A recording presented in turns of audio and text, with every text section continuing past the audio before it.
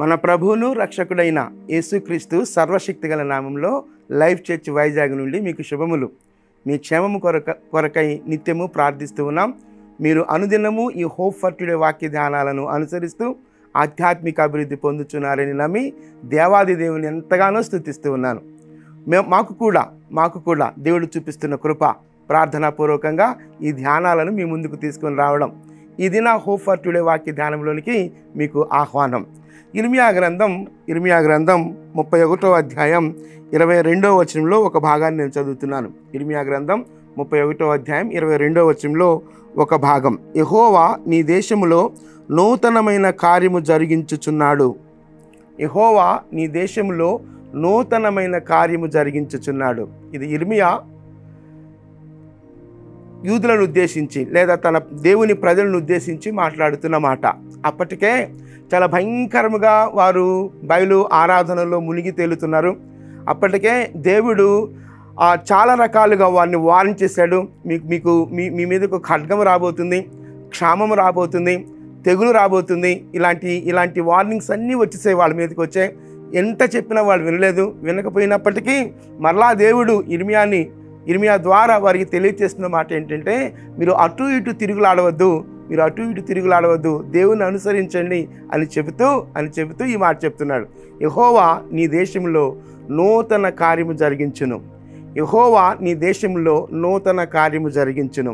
ఈ మాట ఒక ప్రోత్సాహకరమైన మాట. ఈ మాట ఒక స్థితి నుంచి మరొక స్థితికి తీసుకుని వెళ్ళడానికి దేవుని ఉద్దేశాన్ని తెలియజేసేటువంటి మాట.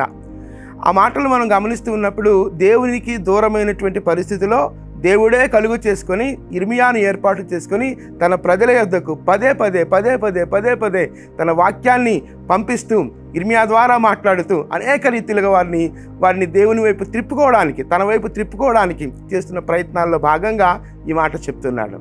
యెహోవా నీ దేశంలో నూతన క్రియ జరిగించును. ఒకసారి మనం ఆలోచిద్దాం.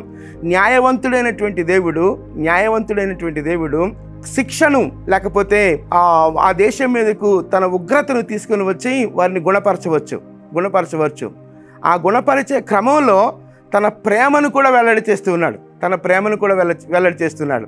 ఆ ప్రేమలో భాగంగానే మరలా మీరు నా వైపు తిరుగుడి అనేటువంటి ఆలోచన వారి హృదయాల్లో నాటబడగలిగినట్లుగా ఇర్మియా ద్వారా పలికిస్తున్నటువంటి మాట నూతన క్రియ జరిగించును. ఒకసారి ఆలోచిద్దాం.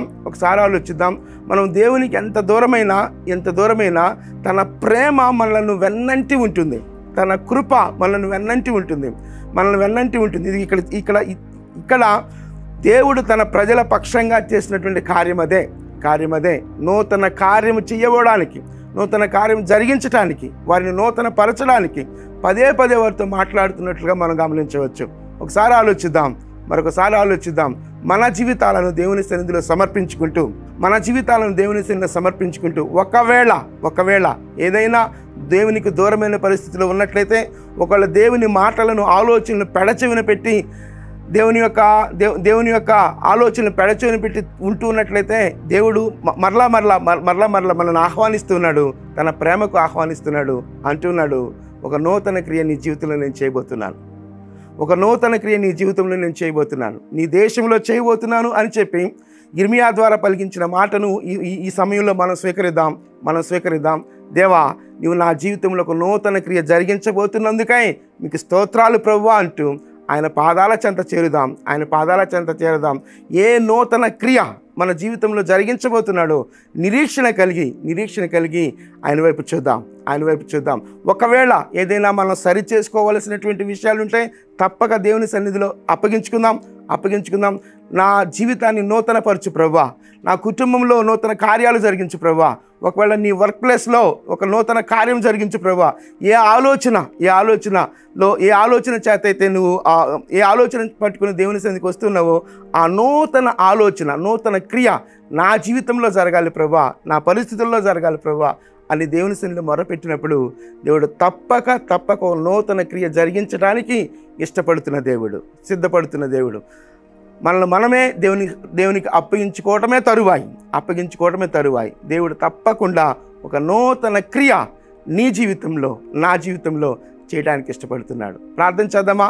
దేవా, నీవు నూతన క్రియ చేయబోతున్నందుకే, యెహోవా నీ దేశంలో నూతన క్రియ జరిగించును అనే మాటను పట్టుకొని ప్రభువా, నా జీవితంలో ఒక నూతన క్రియ కొరకు, ఒక నూతన క్రియ నీవు నా జీవితంలో జరిగించగలుగునట్లుగా నన్ను నేనుగా మీ పాద సన్నిధికి సమర్పించుకుంటున్నాను ప్రభువా అంటూ ప్రార్థన చేద్దామా? దేవుని కార్యాల కొరకు, దేవుని క్రియల కొరకు ఎక్స్పెక్ట్ చేద్దాం, నిరీక్షించినప్పుడు దేవుడు తప్పక నూతన క్రియలు మన జీవితంలో చేయడానికి ఇష్టముగా ఉన్న దేవుడు ఆయన. ప్రార్థన చేద్దామా? నీ క్రియలు నా జీవితంలో నూతనపరచు ప్రభువా, నూతన క్రియలు నా జీవితంలో జరిగించు ప్రభువా అని ప్రార్థన చేద్దాం. దేవుడు తప్పకుండా తన క్రియలు, తన కార్యాలు, తన నూతన క్రియలు మన జీవితంలో జరిగించునుగాక. ప్రార్థన చేద్దాం. మహోన్నతుడా, జీవము కలిగిన దేవా, ఇదిగో ప్రభా, అలనాడు మీ ప్రజలతో యిర్మీయా ద్వారా మాట్లాడిన మాటను జ్ఞాపకం చేసుకుంటున్నాం ప్రభా.